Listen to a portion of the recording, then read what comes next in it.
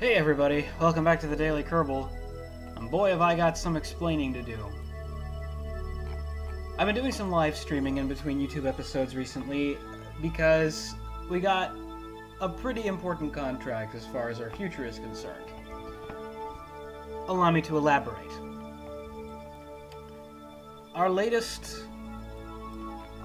long-term goal, obviously, is to establish a presence in Duna, right? That's our next big exploration contract, is to fly all the way out to Duna. It's basically, I believe, the easiest planet to explore right after, you're done doing everything in Kerbin, which we are not, necessarily. There's still plenty more for us to do on Mun-base, and still a few things for us left to do on the Moon.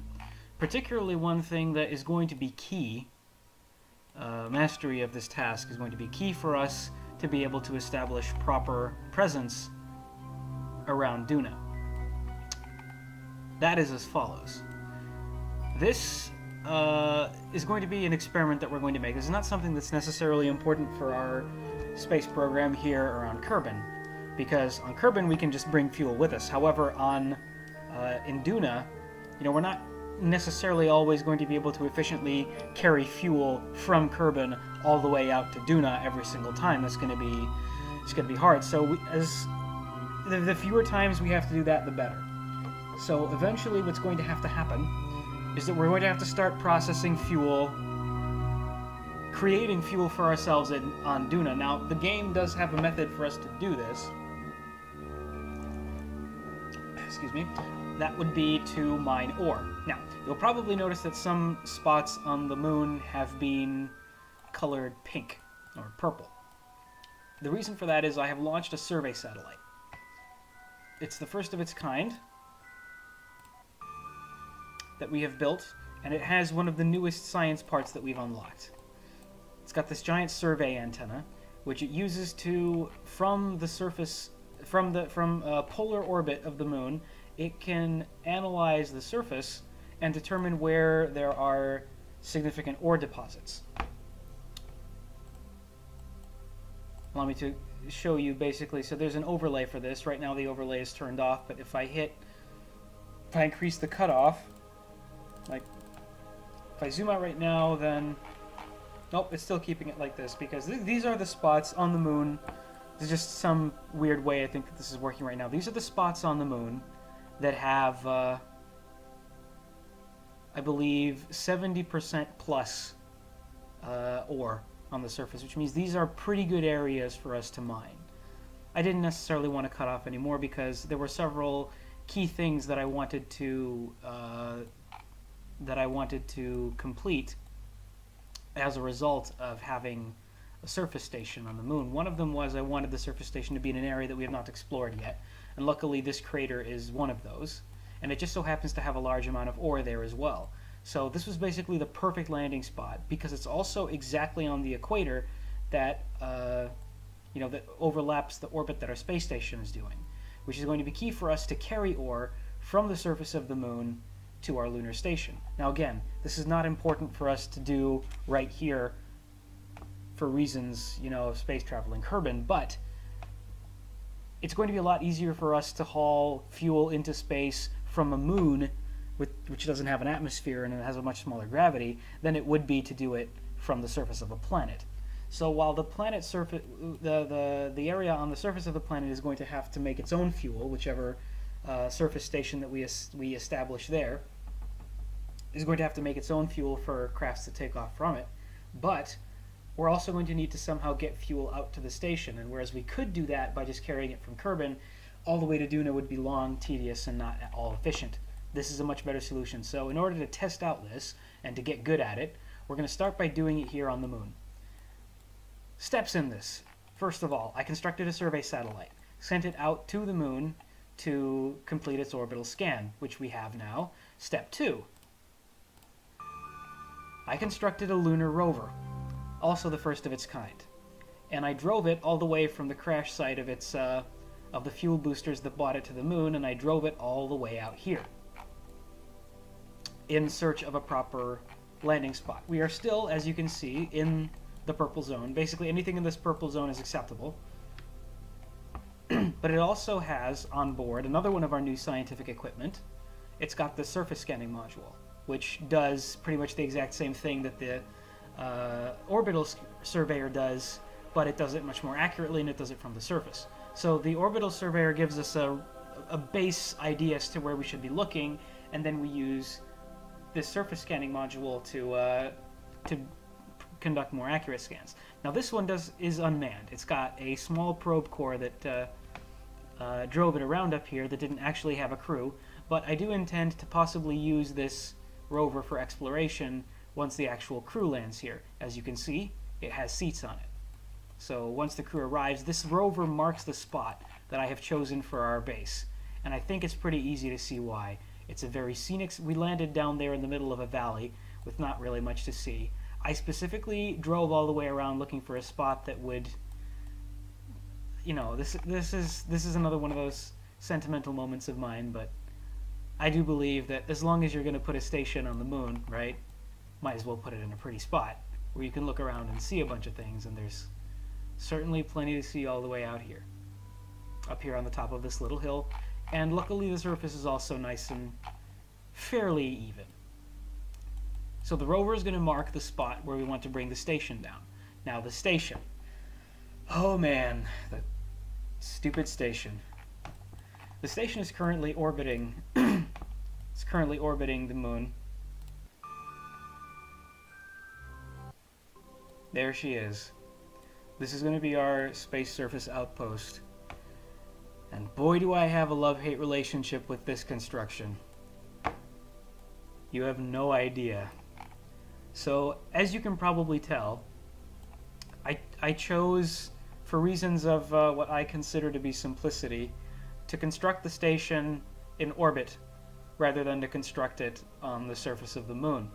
Some people might be saying that I made a poor choice doing that. It would have probably been easier to first create a space construction vehicle, as it were, or an SCV, take that to the moon, right, and then build these pieces individually. All of these pieces are built in a way so that if I do ever construct a standard space construction vehicle based on my design, then any device, any module that lands on the moon and it picks up, it can dock with. Because there's no way to sort of lift stuff up and down in Kerbal Space Program. If you want to build a space station, then the only way that you can ever have a chance of docking extra modules to this is if you have it at the exact same level as the stuff that the truck grabs. And this might be... I might not be making myself very clear by the way I explain this, but once I actually start expanding this space station, this surface outpost, which is going to happen eventually, it will be much more easy to grasp. Anyway, that's all still in the future. For now, we have a hard enough task as it is, and that is to land this baby. Now, it's got 2 pilots on it, which is wasteful in my opinion, but that's what the contract called for, have 2 pilots on the outpost. And it does mean pilots, I think, so it's not enough to have what I would usually have on a surface outpost, which is 1 pilot, 1 scientist, and 1 engineer. Look at her, look at her, look at her. Oh my goodness, she is having the time of her life. Anyway, it also called for 11 Kerbols, which again I think is wasteful, but I managed to find the most efficient way to do this. 1 cupola module, 2 habitats, and a science station, because I'm not going to land a station on the moon without a science facility on it, obviously. This thing helps us transmit scientific data back to Kerbin from long distances, so we don't actually have to carry it home. Again, not really important on the moon, much more important on moons of other planets. But it also helps in a more important capacity, which is to level up Kerbols. So we don't actually have to carry Kerbols all the way back home for them to gain, the benefits of their experience. We could just do it in one of these. Enough talk. You'll notice that I have boosters mounted on the sides of these because we're actually going to try and land this like we would a spaceship, with the difference of, this being a craft that will only land, and that's all it's going to do. I don't know if this fuel is going to be enough. This might be a huge catastrophe, in which case it's probably best for me to save this right now. There, hit the quick save button. It's probably safest for me to just declare this, a point of no return, and if it turns out that there's not enough fuel, I can always still, much as I hate to do it, I can still carry out extra fuel pods and extra engines and connect them to any of these remaining docking ports on the side of the station and try the landing again. But for now, we're just going to try and do it with what we have. So, also, make a precision landing with a device that is this huge is going to be a challenge in and of itself. But who doesn't love a little challenge every now and then? There's our target. Rover is now our target. Descent node is a bit high. That's something we can fix. Okay, how does the rotation work? Rotation works very slowly. Controlling this thing is going to be a nightmare. There's a single set of reaction wheels right there in the center, and it's not entirely even. It's worth mentioning that these two habitats are longer in length than the one science station by a little bit. So that's also going to throw the station off, the piloting off of it. Also, I don't think that these thrusters are in exactly, equidistant from the center of the station's center of mass. Something that we'll find out. So I'm going to go like this, and a little bit that way. And our burn is going to have to look that way, so we have to turn a bit. Yes, rotating along this axis is a lot easier.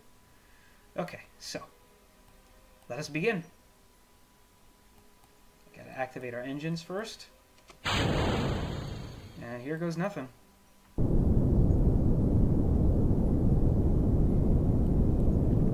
Okay, it's not burning through fuel as fast as I was afraid it would. Okay, there goes our node. It's getting better. Is it? I think it is, yes. 7.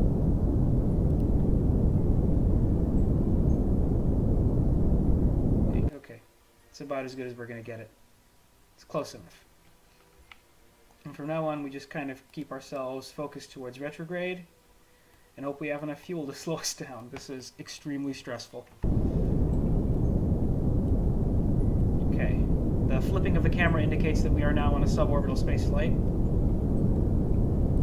So our periapsis has shrunken down below. I'm not going to decline us too much just yet.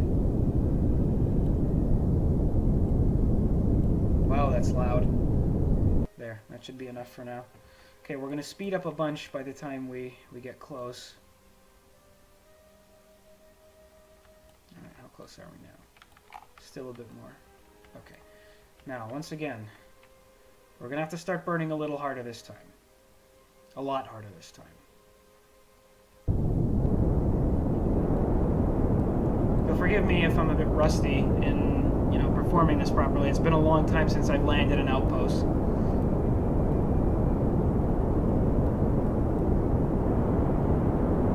Okay, we're burning through fuel pretty quickly. I hope it won't be too quick. I didn't test this. This is not...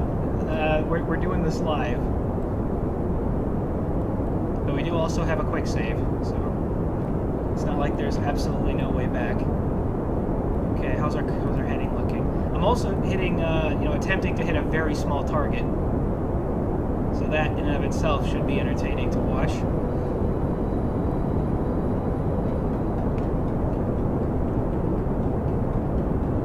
The good news, obviously, is that we don't have to worry about keeping enough fuel to come back.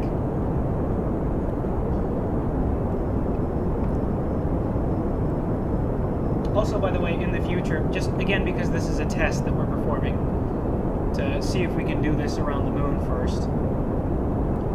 Sort of develop the vehicles that we need in order to perform all these tasks.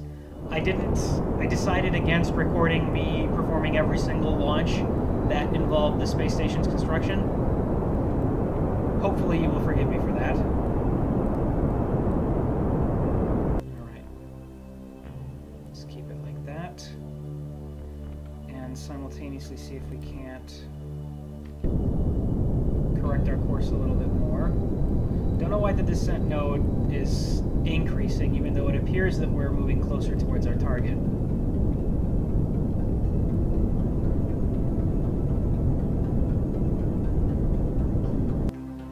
Looks like we're headed more, like, I'm not trying to hit it dead on with the end of the line, just trying to get it, across the center of the icon. Anyway, let's point ourselves back towards retrograde. Just have Danzer do it for us. Danzer is basically the space station commander at this point. This is quite a task she's got.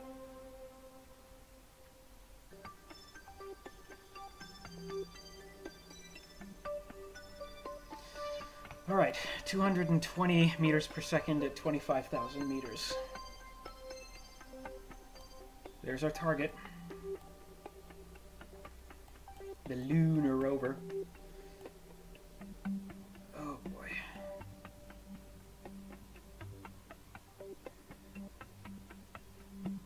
I'm gonna start another massive burn to slow us down, I think at around 15,000 meters. This is a very low area. Pretty much everything within this crater is almost at what we would consider the moon's sea level. So like the lowest, the zero on the meters, because most parts of the moon obviously are above what would be considered 0 meters.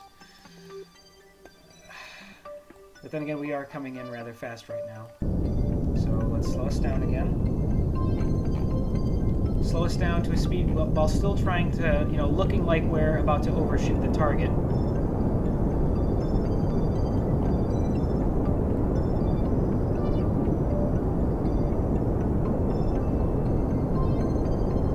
Maybe not by much.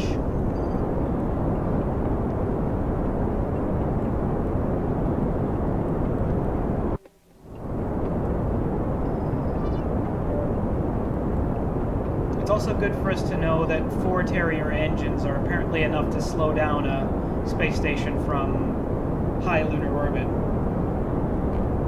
Yeah, I'm starting to worry now that we're going to overshoot our target. So I might have to... Yeah, definitely going to overshoot it now. Unless we can... Hang on. Unless we can, like... push this thing all the way up. Because we have a target to follow there. So I'm going to try to do that. Let's try to do that. It's going to slow us down somewhat. But we have plenty of fuel left. As always, I overestimate the amount of fuel needed, but that's actually a better option, right? Better to have extra fuel and not need it. Alright, we are now dead on to our target. Almost actually falling downwards now. In complete vertical descent. Which is good. We're going to try to get this as accurate as possible.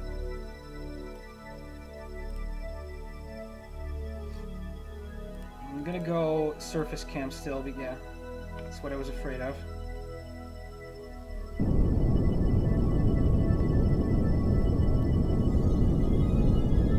And this thing being pretty heavy, it speeds up very quickly too, so we're 3,000 meters away. So the area we're going to is roughly 2,000, 1,000 meters above sea level. Alright, come on.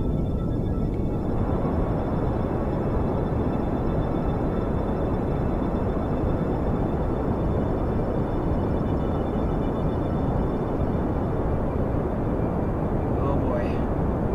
Come on, come on, come on, come on. We can do this. Okay, slow down the burn. Try to keep her steady. Stay on target. Stay on target. Okay, we're dropping way too slow now. Okay. This is looking very good. This is looking very good so far. Okay, a little off course. We also don't actually want to hit our target dead center because, okay, let's activate our landing gears.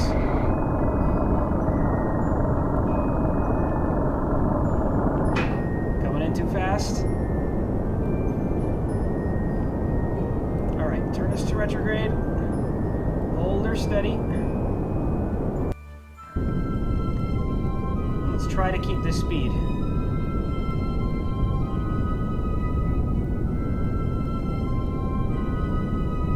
Oh my gosh, it's gonna work. It's actually going to work. There it is. There's the rover. I'm gonna put her down right next to our target. Holy smokes. It's gonna work. It's gonna work. Excuse me. I am somewhat excited by this fact. Come on, bring her in. Nice and easy. Nice and easy. And cut. Like a butterfly.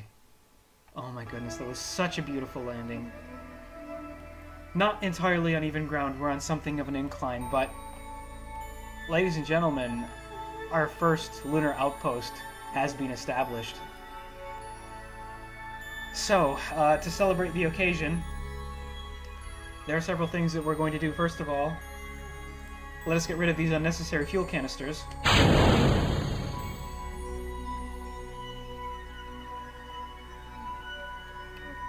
It's not like we have any intention of taking off again, right?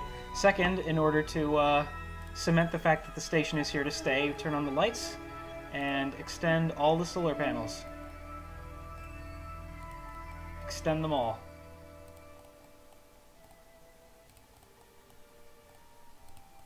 There's got to be a better way to do this. There we go. All solar panels have been extended.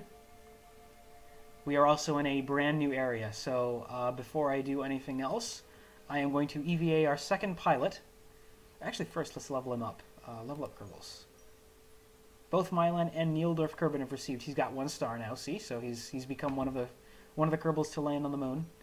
And then what we're going to do is, because that thing does have scientific data on it, I'm going to EVA the scientist Bob.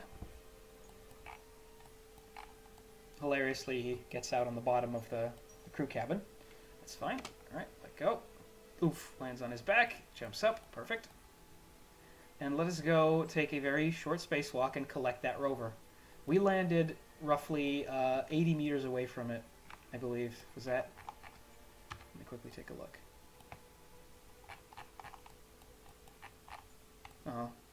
That looks like about, I seem to remember the number being roughly 80 meters, so we landed very close to it. We should be very proud of that. Alright, you know, I could honestly just drive it back there and it would be faster, but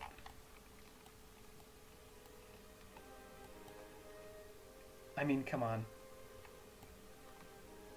It's about time I did an actual, real walk on the moon to do something. It's been a while since I've done it. But we completed our contract. One of them, anyway. We have our first surface outpost. Now, the next phase, we're still going to need some more science data for that, but this new surface station is going to serve very well for that purpose. We are going to have to bring back enough science to unlock the parts that we need to start mining on other planets for ore. And then we know that we're in a good spot to mine ore. We're going to have to start collecting it, and then we're going to have to start refining it. I'm still not sure if I want to refine the ore on the space station. Like, I mean, on the lunar surface. Do I want to have, like, a mining and refining facility? Or do I want to have a fuel refinery on the space station? And then basically carry...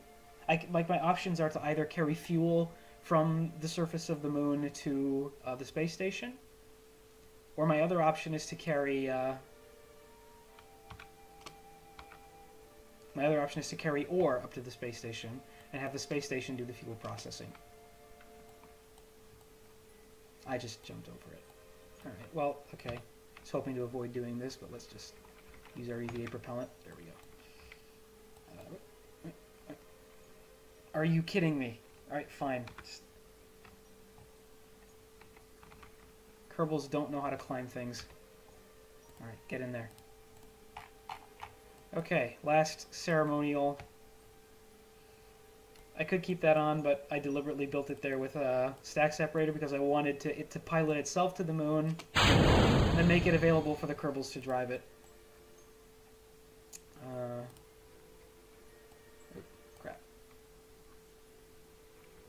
The engine is inverted for some reason. Oh my goodness. Yeah, this is,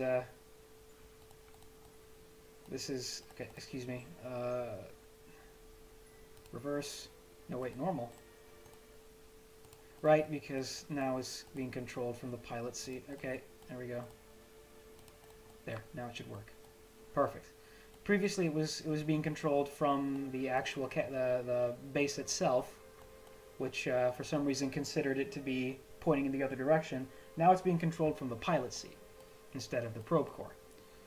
And the pilot seat's facing that way. Alright, so let's park it right here. Right here next to the station.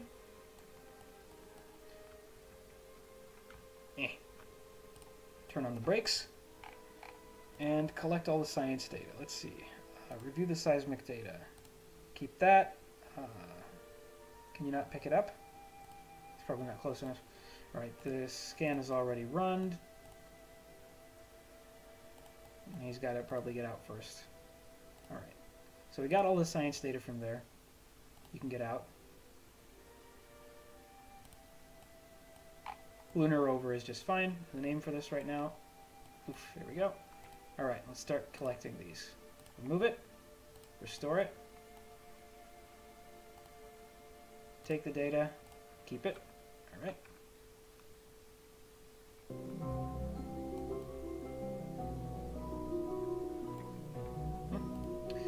Take that data. And then this is one of our new devices. It's an accelerometer. Measures seismic data. Take that. That's an entirely new type of science that we can get at every single zone that we land on now. And then, because I don't think I have any other option... Oh no, wait, that's not true. Still, I don't think I can get back up there easily, but I did put on a... It's on the other side. Darn it. Hang on. Gotta go to the other side. There we go. Okay, let me just... Give me a sec here. Station. There we go. Let's extend this ladder. There we go. And it will go down about halfway. But that's fine because we're on the surface of the moon. And again, this isn't going to matter because there's somebody in the cupola already. So in fact, I'm just going to ignore that. But I want that ladder extended at all times anyway. There we go. And there's actually nowhere to get in over there. So I am going to propel myself over to the other side of the station. Which is fine because Bob is a scientist anyway. No, no, no, no. Oh, come on. Come on. There we go. Okay. Turn that off. And get on board. Sweet. Now, got plenty of... I hope there's plenty of solar energy being collected here. What we're going to want to do is we are going to start researching, but in order to do that first we have to review the data,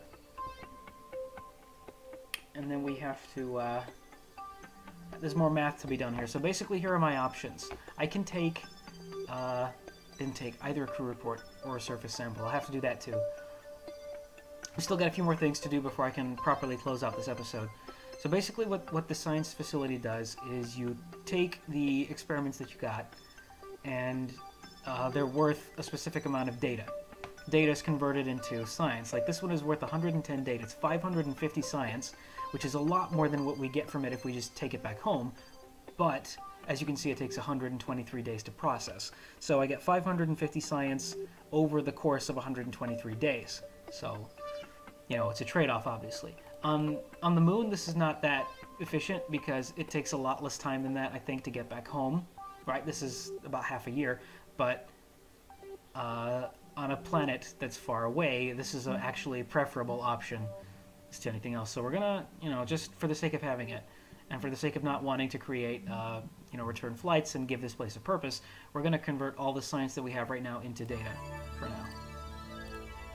Except obviously the ones that we can transfer back at full capacity, which is the crew report. Can transmit that. And then let's EVA, say, Mylan. I don't think she's been on the lunar surface yet. It's about time she got her.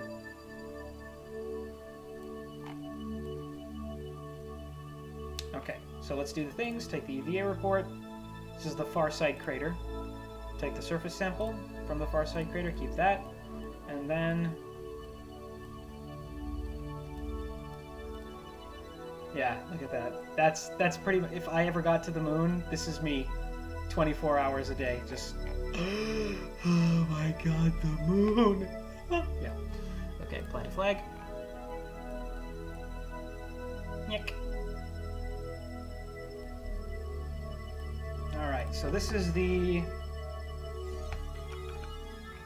far side settled.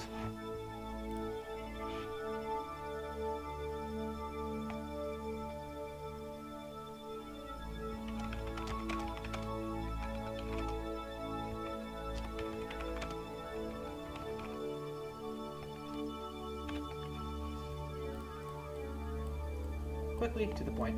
Once again, we were contracted to do this, so, you know, I like to keep my contractors nice and happy. Make sure that they get what they bargained for. Did she get out over? I think she got out over there. Alright, can you just jump up there and grab onto that? Ouch. Why is the SAS disengaged? I wonder why it felt the need to tell me that.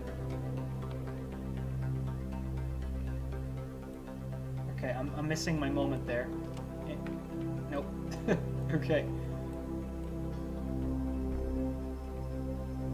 She's still having the time of her life, though. Apparently she's loving it. It's fine. It's not like we can ever run out of EVA propellant, I don't think.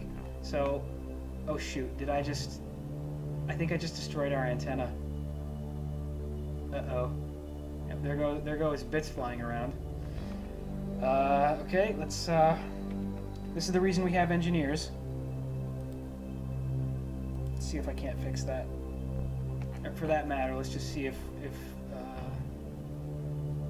bounce signal through relay. We still have satellite.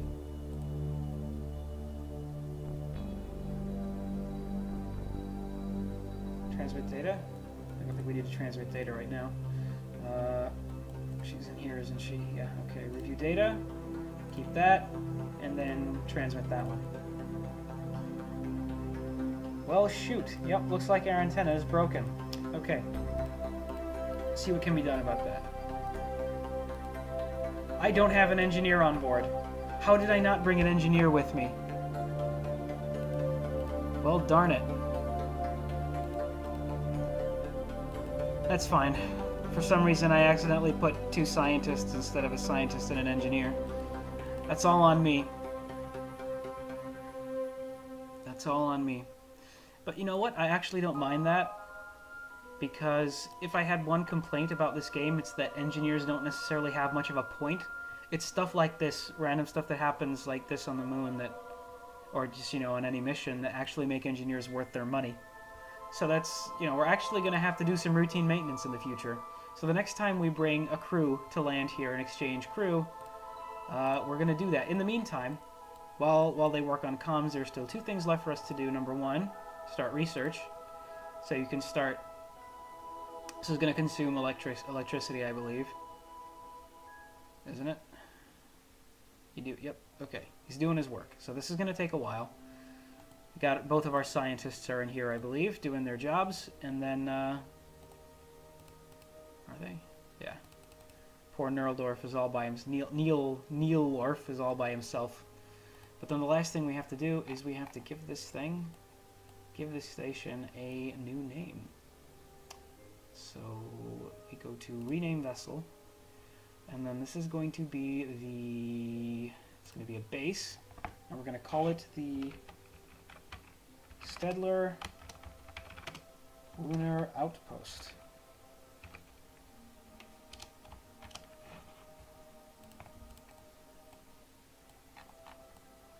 And there you have it. Well, this has been extremely fun for me. I'm glad that we managed to do it. We hit some snags along the way, as was to be expected, but fixing this is gonna be one of my priorities. And also in the future, I think it's probably good to send down space stations with a couple of auxiliary antennas and place them in spots where they're not so easy to get, you know, damaged. But anyway, this has been a heck of a lot of fun. Thank you very much for joining me, and I will see you in the next one.